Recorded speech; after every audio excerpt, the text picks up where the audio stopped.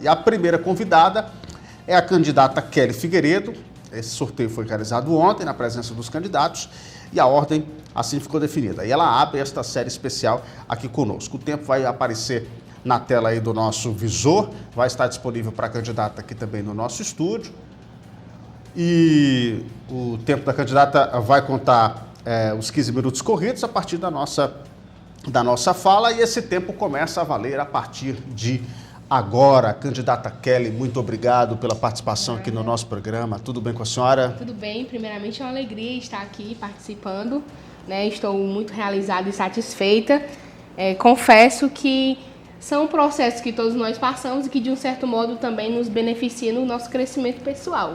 Com certeza. Candidata, a minha primeira pergunta, eu queria saber o que foi que levou a senhora a se candidatar ao Conselho Tutelar? O que me levou a se candidatar ao conselho foi fruto de algumas vivências, né, que eu tive dentro da minha comunidade e também vivências que eu tive dentro de escolas, né. Qual é a sua comunidade? No caso, eu sou da região ali do Cupim, né, Cupim, tá, Belo Monte, toda aquela região, Patos, a minha família toda está ali naquela região, né. Uhum. E aí, durante muito tempo, eu trabalhei em escolas, né, trabalhei diretamente com jovens, com as crianças, os adolescentes e as crianças. A senhora é professora? Sim, sou estudante de pedagogia, mas hoje eu não estou atuando como professora, né? Mas tive uma longa experiência e eu confesso que eu me apaixonei por isso, né? Pelos adolescentes, pelas crianças e por tudo que a gente pode extrair deles, né? Por tudo que a gente pode extrair deles. São seres únicos e, acima de tudo, seres que se a gente se colocar a extrair algo, a gente vai ter bons resultados no futuro. Muito bem. Ô, candidata, e falando um pouquinho sobre essa trajetória, né? Desde quando a senhora trabalha com essa política da proteção da criança e do adolescente? Desde quando a senhora tem esse trabalho, né, dessa vivência com as crianças e os adolescentes? Sim, a minha primeira experiência foi no ano de 2017, né? Foi a minha primeira experiência que eu tive. Foi onde eu me descobri, né, com relação a isso. E desde então o meu trabalho só tem continuado. Mas isso na escola, na sua região onde a senhora atua? Isso na escola, na região, envolvendo também um trabalho dentro da igreja, né? Dentro da igreja, esse trabalho não para, a gente vai desenvolvendo. E aí lá na escola foi que a senhora foi descobrindo essa... Isso. Através também da música, eu me descobri muito dentro da escola, porque eu sempre gostei da área da musicalidade. E isso foi também um dos gatilhos que fez com que eu me descobrisse dentro da escola através das crianças e dos adolescentes. Perfeitamente. Candidata, a gente sabe que o Conselho Tutelar tem atribuições muito importantes para garantir a preservação do direito das crianças e dos adolescentes, a garantia do efetivo cumprimento do Estatuto da Criança e do Adolescente. E, na opinião da senhora, quais são as principais atribuições de um conselheiro tutelar? Para mim, e de acordo com o que eu tenho lido e tenho extraído, uma das principais atribuições, no caso até fiz aqui, parafraseei isso aqui, é realmente atender, né, as crianças que estão em situação de risco, as crianças que estão passando por algum tipo de abuso, seja sexual, seja emocional, seja psicológico, isso também até dentro das próprias famílias e até das próprias comunidades. Então, para mim, uma das principais atribuições do Conselho é defender, de acordo com a legislação. De acordo com a legislação. Perfeitamente. Candidata, ainda falando sobre essas atribuições do conselheiro tutelar, como é que a senhora vê a atuação do conselheiro na sociedade? A gente sabe que lidar com esses temas que envolvem a criança e o adolescente não são temas fáceis, como a senhora bem disse, né? São envoltos de muita responsabilidade social e também de muitos casos, infelizmente, de abusos contra as crianças. Não é fácil, né? Como é que a senhora analisa o Conselho Tutelar e a sua importância perante a sociedade? Sim, o Conselho Tutelar é um órgão, né, que forma essa cadeia, né? Que cadeia é essa? Essa telha, né? Essa cadeia.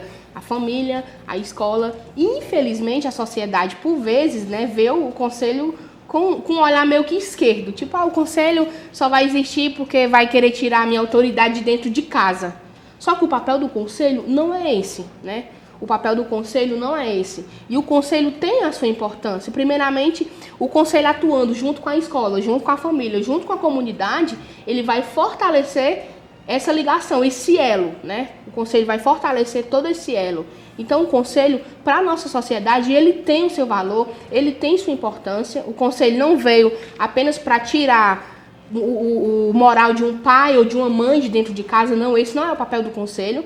Mas qual é o papel do conselho, que eu sempre costumo falar? Ele é o intermediador, né? Entre a família, entre a escola, entre a comunidade, entre todo o meio que a criança está envolvida, né? Porque a criança em si, ela tem direito à vida, ela tem direito à saúde, ela tem direito à educação, ela tem direito ao esporte, ela tem direito ao lazer, ela tem direito à igreja, ao culto religioso. Tudo isso são atribuições e direitos das crianças, né? E o conselho, ele é esse órgão intermediador entre a criança e entre essas ligações: escola, família, educação, saúde. O conselho tem essa atribuição muito importante para a sociedade. Então, na opinião da senhora, o conselho tem essa atribuição de ser esse órgão mediador dessa... Exatamente, esse órgão mediador. Quando esses conflitos, eles são, vamos dizer assim, né, o direito das crianças acaba sendo ferido, o Conselho Tutelar atua com essa mediação, é isso? E atua com essa mediação, com certeza, né? Candidata, o Conselho Tutelar atua sozinho ou ele atua em parceria? O Conselho Tutelar, ele não atua sozinho. O Conselho Tutelar, ele tem toda uma rede de parceria, né? Como eu falei, o Conselho Tutelar, ele tem parceria com a polícia, com o Ministério Público, com a questão do CREAS, do CRAS. O Conselho Tutelar, ele tem toda essa rede de apoio, né? O Conselho Tutelar tem toda essa rede de apoio com a própria escola, como eu acabei de falar na minha fala anterior, com a família. Então, o Conselho, ele não atua sozinho. Ele tem toda essa parceria, ele faz parte de uma rede, né? Tudo que envolve a criança, o Conselho faz parte daquela rede, entendeu? Perfeitamente. Eu imagino que durante esse processo de campanha, a senhora tenha imaginado de que, se for eleita, no caso, claro, a senhora deve implantar a sua filosofia de trabalho, né? Sim. Se a senhora for eleita, que filosofia de trabalho é essa que a senhora pretende implantar? O que a senhora acha que precisa mudar da atuação dos conselheiros? O que a senhora faria para fazer melhor do que já é feito, se a senhora for eleita? Com relação a isso, eu tenho 3 motivações, né, que me fizeram a me candidatar ao conselho. E eu acredito que essas três motivações, elas sejam a base de tudo que eu acredito e defendo, né? Sim. A minha primeira motivação é a minha motivação cristã, de entender, acima de tudo, que o Conselho Tutelar, além da legislação, ele é também uma missão, né? Ele é também uma missão. Essa é a minha primeira motivação, a minha motivação cristã, de entender que isso parte de uma missão, essa missão fundamentada na compaixão, na justiça, no amor, né? A minha segunda motivação é a minha motivação como educadora. É aquilo que eu falei, né? Os desafios que eu pude entender dentro da sala de aula, que eu pude acompanhar. E uma coisa que eu quero, e é um dos meus objetivos, é o fortalecimento do vínculo familiar, né? Infelizmente, o vínculo familiar, cada dia que passa, ele tem sido desconstruído, né? Não pela escola, mas, de um certo modo, pela sociedade. E eu, como conselheira tutelar, eu quero trabalhar diretamente com parceria com a comunidade, com as escolas, com a família, para o fortalecimento desses vínculos. E a minha terceira motivação é a minha motivação como pessoa, né? Uhum. Eu acabei de falar que a primeira é como uma pessoa cristã, a segunda é como um educador e a terceira como uma pessoa. Não sou mãe, mas é uma das minhas grandes motivações, é dar continuidade a esse legado. Porque o Conselho Tutelar, ele não vai começar apenas de mim, ele vai começar da comunidade, do pai, da mãe, da escola, entendeu? E trabalhar em contato com a comunidade é um dos objetivos, é um dos maiores objetivos, isso no fortalecimento dessa rede familiar. Candidata, a gente já conversou bastante aqui sobre a atuação, sobre o que a senhora pensa, o que a senhora pretende implantar, e aí a minha pergunta vai justamente sobre isso, né? De que forma deve ser a atuação de um conselheiro tutelar? E aí eu digo atuação para a aplicação, né, efetivamente do Estatuto da Criança e do Adolescente. De que forma a senhora acha que um conselheiro tutelar deve agir? Isso você fala mediante a sociedade, a lei? Aos conflitos, às situações que possam aparecer. De que forma a senhora acha que deve agir? Primeiramente, o conselheiro tutelar ele tem que, acima de tudo, ser muito ético. Né? Ético e entender que a legislação ela precisa ser cumprida. Né? Em segundo lugar, o conselheiro tutelar também precisa, ao mesmo tempo que usar dessa ética, usar também de empatia. Porque, às vezes, a forma de alguém executar a lei não dá o direito de alguém abusar da lei, né? Abusar da lei. Então, o conselheiro tutelar, acima de tudo, ele tem que ter empatia. Porque, como eu falei, eu acredito que seja uma missão. Uma missão. E como uma missão, tudo que nós vamos fazer tem que envolver, acima de tudo, muito amor. Muito amor. Então, acredito também que, além do conselheiro tutelar ser esse intermediador, porque quando o conselho recebe uma denúncia da comunidade de alguma criança que está, porventura, sendo abusada ou algum tipo de exploração familiar, né, o conselho realiza uma visita. O conselho realiza uma visita. E nessa visita, o conselheiro tem que saber se portar com ética, com transparência, com seriedade, entendendo que ele está ali para executar uma missão. E depois que essa visita é realizada, né, aquele caso é encaminhado para os ministérios correspondentes. Isso a polícia, ou o Ministério Público, ou um acompanhamento psicológico, né?